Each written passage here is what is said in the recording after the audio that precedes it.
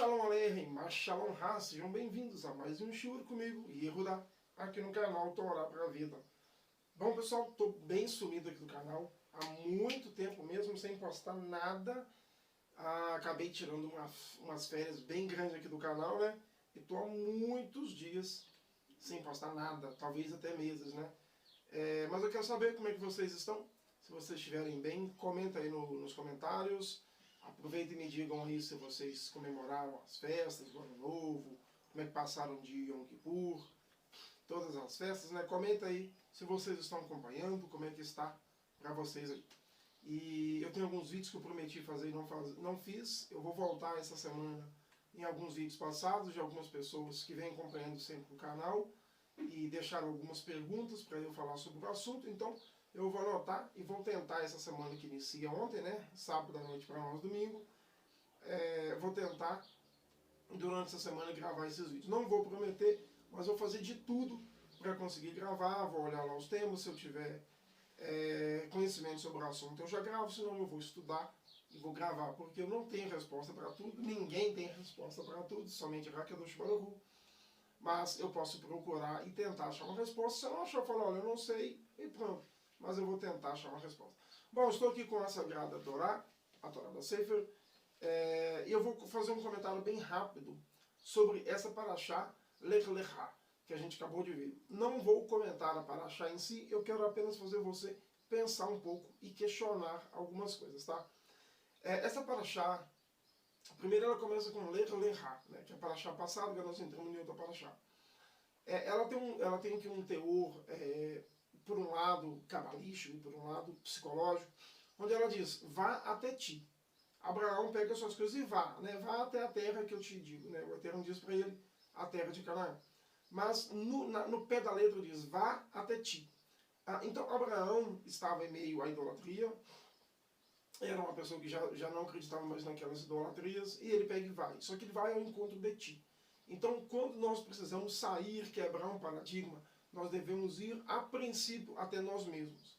Somente nos conhecendo, nós podemos ser libertos de qualquer coisa, de escravidão, de preconceito, de ignorância, de ódio. Então, a única forma de evoluirmos como pessoas, como homens, mulheres, seres humanos, é nos conhecendo. Então, Abraão passou pelo deserto, Abraão passou pela fome, passou pela sede. Os nossos sábios vão dizer que Abraão foi testado 10 vezes. Abraão passou e venceu 10 testes. Mas o que eu quero dizer para vocês somente nos conhecendo nós podemos evoluir. Então, Lech Lechá, vá até ti, vá. Então, eu quero saber se você está indo, você está parado, segundo a inércia, tudo que está parado fica parado, tudo que está em movimento fica em movimento. Se você está parado, você vai continuar parado. Se você está movendo, você vai continuar movendo. Então, se você estiver parado, não fique parado. Eu digo num teor espiritual, de estudo, né? Não fique parado nos seus estudos. Não chegue em um ponto e pare. Continue andando, continue estudando. Não pare jamais. E se você está andando, continue andando. Olhe para onde você está indo. Não adianta andar sem saber para onde vai. Quando Alice, no País das Maravilhas, perguntou para o gato e falou para ela, para quem não sabe onde vai, qualquer caminho serve. Então, não adianta nada você andar sem saber para onde você está indo. Então, se você está dentro de uma visão espiritual e quer saber para onde você vai, aqui tem a resposta. Este é o caminho, a Torá. A Torá vai nos dizer o que podemos comer, o que não podemos comer, como é Hakadosh Baruch Hu, como adorá-lo, o que nós devemos fazer. Tudo isso está dentro da Torá. Então, esse é o caminho para quem busca uma Teshuvá. Mas, então, Lech Lechá, vá até ti. Então, nós devemos ir até nós mesmos para podermos nos encontrarmos e chegar a ser pessoas melhores. Essa Parashá também, ela vai dizer que Avraham Avinu, né, nosso pai Abraão, ele estava conversando com Deus. Segundo os nossos sábios, ali se tratava de um anjo, mas a Torá não fala que é um anjo, tá? São interpretações, e eu não vou dizer que não é um anjo, nem que é um anjo. Eu quero que você pense comigo, raciocínio. Esse aqui é um estudo para a gente pensar um pouco e sair um pouco da caixinha, tá? Sem afirmar nada, sem causar idolatria, somente questionando e tentando entender. A gente vê na primeira Parashá, na Parashá onde Hakadosh Baruch Hu, né, a Parashá Bereshit, aonde diz que o Eterno conversava lá com Adão e com Eva, Eva, e depois eles pecam, comem do fruto proibido e aparecem sem roupa, eles estavam escondidos de Deus. Se a gente parar para pensar, eles escondem no mato. Se era somente uma voz que eles ouviam, não faz sentido eles se esconderem no mato. Mas se existia, entre aspas, uma pessoa, um ser, alguma coisa que andava dentro do jardim do Éden, aí faz muito mais sentido eles se esconderem dessa tal presença, tá? Agora, se era somente uma voz, como alguns querem dizer, não faz muito sentido se esconder de uma voz. Uma voz não tem um ponto fixo, mas um ser, um corpo, uma pessoa, ela tem um ponto fixo. Então, eu quero apenas que vocês pensem. E aí, ele também diz, nessa paraxá agora, que o Eterno aparece para Abraão e conversa com ele. Os nossos sábios, como eu falei, vão dizer que se tratava de um anjo, porque, deixando bem claro que Hakadosh Baruch Hu não tem forma física. O Eterno não tem braços, não tem pernas, não tem olhos, boca, nariz. Ele não nasce, ele não morre, a gente já sabe de tudo isso. O Eterno não tem figura, tá? Mas isso causa uma... Qual que é a palavra para isso? Isso causa um problema, tá? Não é essa a palavra, mas isso causa um problema. Por quê? Porque o Eterno não tem forma.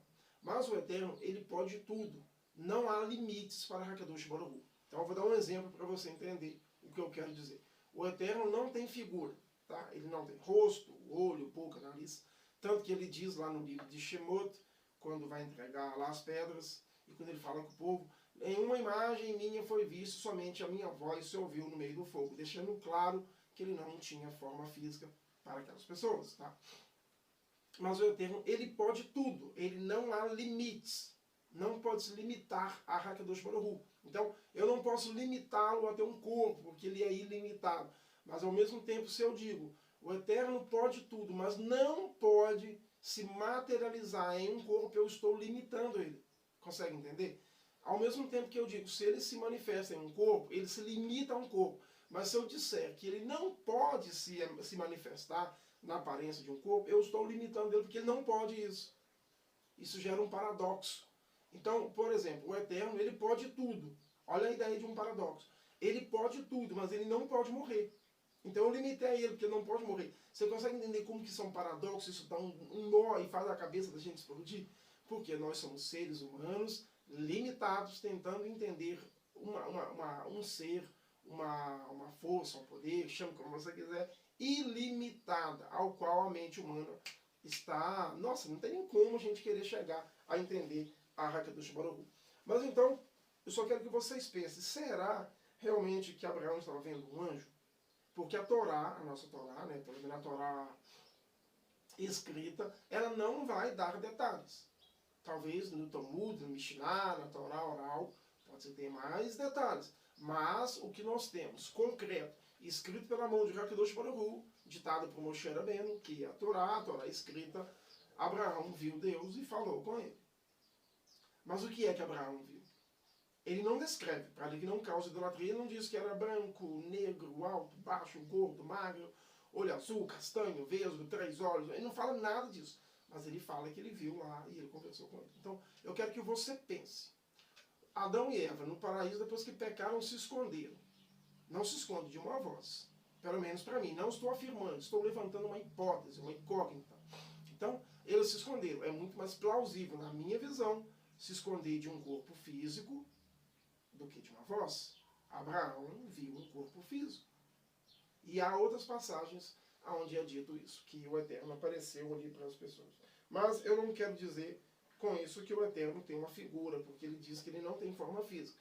Mas, ao mesmo tempo que eu digo que ele não tem, e que ele não pode ter, eu estou limitando ele. E ele não há limites. Então, são coisas que acontecem dentro da Torá, que são muito interessantes, e isso nos leva a questionar. Vou finalizar esse vídeo com um questionamento também dentro das paraxás que passaram, a paraxá Noa, onde vai falar de um justo em sua época. A paraxá vai começar dizendo que Noa era um homem justo em sua época. Isso causou e levou a muitas discussões ao longo dos séculos. Porque ela diz que era um homem justo na sua época. Será que em outras épocas ele também seria justo? Na época de Abraão, de Moisés, dos profetas, dos reis, será que Noa seria justo? Menos justo, mais justo, ou nem seria justo em outras épocas? O que você acha? Eu vou deixar a minha opinião. Se na época onde o pecado estava terrível, era tanto pecado, mas tanto pecado, que o Eterno decidiu destruir toda a terra, tanto os animais, as aves, os peixes, tudo acabou de tão terrível que estava. Somente Noa e a sua família, pelo mérito de Noa, encontrou graça de continuar a vida. Então será que Noa era só um pouquinho justo, só um pouquinho de meio a tanta perversidade? Eu particularmente não acredito. Eu acho que Noa era um homem muito justo em meio a coisas terríveis. Porque se você tem, vou dar um exemplo, se você tem um quadro todo escuro e somente um pontinho de luz, ele não chama a atenção de ninguém. É a ideia, a analogia que eu faço a Noa. O mundo inteiro em trevas, somente uma luzinha, um pontinho brilhando, que era Noa. Agora, se você tem um mundo escuro e uma luz enorme clareando, você vai chamar a atenção. E é dito que Noa achou graça aos olhos do Eterno. Então, eu creio que Noa era um homem bem justo, muito justo. Não vou dizer que ele seria mais justo que Abraão, mais justo do que Isaac, mais justo do que Sara, do que Raquel, do que Rivka, do que Leia. Não vou dizer porque as matriarcas também eram mulheres justas. Não vou dizer que ele era mais justo que Davi ou qualquer outra pessoa, mas também não vou dizer que era menos. Ele vivia uma época onde era muito mais difícil do que todos esses viver a justiça. Então, para mim, Noa seria justo em todas as épocas. Eu quero finalizar dizendo que no comentário da Paraxá vai dizer que Noa, né, foi chamado o primeiro hebreu, aquele que anda, que atravessou o rio. E nos comentários aqui da Torá, para quem tem a Torá da Sefer, vai dizer que Noa saiu de um lado onde tudo era idolatria e passou por um lado caminhando sozinho. Meio que não, Abraão lutando contra toda a idolatria.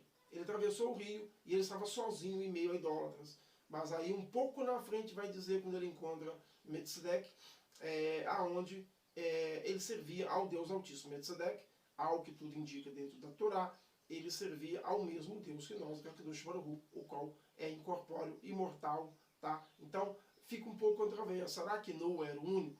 Eu quero levantar essa última questão. Noa, eu estou com mania de Noa. Abraão. Será que Abraão era o único monoteísta que tinha sobrado? Porque a gente está falando ali com pessoas que ainda existiam da época de Noa. Sem, há quem acredita, há quem diga que isso, Melquisedeque era Sem, tá? Um dos filhos originais de Noa. Então ali a gente sabe que Noa teve os seus 3 filhos, um teve aquela parte da maldição, os outros 2 ganharam bênçãos. E vocês acham que eles, conhecendo a Kadosh Baruch Hu, vivendo diretamente com seu pai, que era homem justo, será que seu pai não ensinou nada para eles? Será que eles não passaram nada de Deus, verdadeiro Hashem, para a seus filhos, netos e outros que foram nascendo? Será que Abraão era o único justo mesmo? Eu, particularmente, não acredito nisso. Acredito que Abraão era muito justo, mas houve outras pessoas. Só que os nossos sábios vão dizer, por exemplo, que por que Deus escolheu Abraão para escolher dele um povo? Porque Abraão tinha dentro de si o intuito de passar para as próximas gerações o seu conhecimento. Talvez outros não tiveram tanto intuito. Hashem, como vendo hoje, amanhã, depois, há milhares de anos na frente, ele sabia que os filhos de Abraão iriam dar continuidade ao monoteísmo. Eu vou encerrar o vídeo dizendo a você que se você continua inscrito aqui, depois de tanto tempo sem vídeo, continua inscrito aí. Se você quer o kit paraquedas, marca o sininho, se inscreva no canal, marca o sininho para receber as notificações. Vou tentar trazer os vídeos que eu falei lá no começo. E se você tem interesse, por exemplo, em adquirir agora nesse ano novo um talit ou um tefilim, essa semana eu fiz uma parceria nova com uma pessoa muito bacana. Estamos com tefilins com preços inacreditáveis, tá? Não vou falar o valor. Quem tiver interesse, na descrição tem um grupo fechado, onde todos e todas são bem-vindas, tá? São bem-vindos e bem-vindas. Dentro lá eu estou no grupo, pode me chamar no privado, para assuntos sobre o talit e o tefilim, tá? Um tefilim por aí está custando hoje, em média, R$2.000 a R$2.500. R$2.000 a R$2.500. Eu não vou falar o valor, mas eu posso dizer que é menos de R$1.000. Por menos de R$1.000, você consegue comprar um tefilim igual esse meu, por exemplo. Eu já estou na hora de tirar aqui o tefilim, que as minhas rezas já estão no final. Então, se você tiver interesse em adquirir um tefilim igual esse meu, por um valor muito incrível, muito especial, me chama aí no grupo, pode ir lá e me chamar no privado, que eu vou passar todos os detalhes para você. Shalom, shalom, lehitraot.